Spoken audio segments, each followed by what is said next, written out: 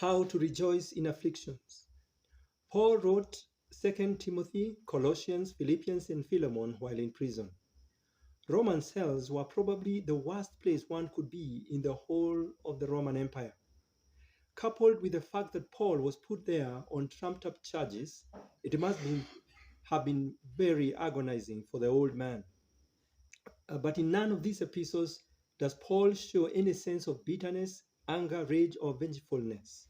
Instead, he exudes exuberance, joy, and tranquil, and even hope in these letters. Walk with me as we explore from Philippians why Paul acted this way.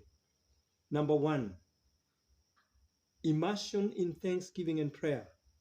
Though the cells were cold, lonely, and cruel, Paul was warmed up, inspired, and cheered up by his fellowship with God in prayer and thanksgiving. He says this, I thank my God every time I remember you in all my prayers, and in all my prayers for all of you, I always pray with joy. Philippians 1, 3 and 4. The confidence that Paul had that God was in total and complete control. Being confident of this, that he who began a good work in you will carry it on to completion until the day of Christ. Philippians 1, 6. Number 3, the knowledge that he was in the center of God's will. Now I want you to know, brothers, that what has happened to me has really served to advance the gospel. As a result, it has become clear throughout the whole palace guard and to everyone else that I'm in chains for Christ. Philippians 1, 12 to 13. Number 4, clarity of his mission. But what does it matter? The important thing is that in every way, whether from false motives or true, Christ is preached, and because of this I rejoice. For to me, to live is Christ, and to die is gain. Philippians 1, 18 and 21. Absolute surrender. But whatever was to my profit, I now consider loss for the sake of Christ. What is more, I consider everything loss compared to the surpassing greatness of knowing Jesus Christ my Lord, for whose sake I have lost all things.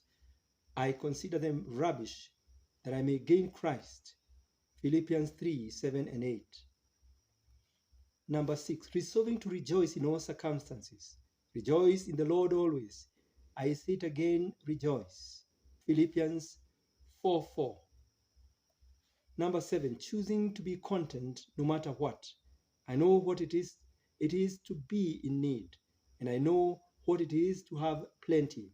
I have learned the secret of being content in any and every circumstance, whether well-fed or hungry, whether living in plenty or in want. I can do everything through him who gives me strength. Philippians chapter 4, verse 12 and 13. Tribulations will sure come. It's upon you to choose whether to rejoice or to be filled with bitterness. Paul chose to rejoice. What about you? Will you choose to rejoice? Or are you going to harbor bitterness? The Lord bless you. Amen.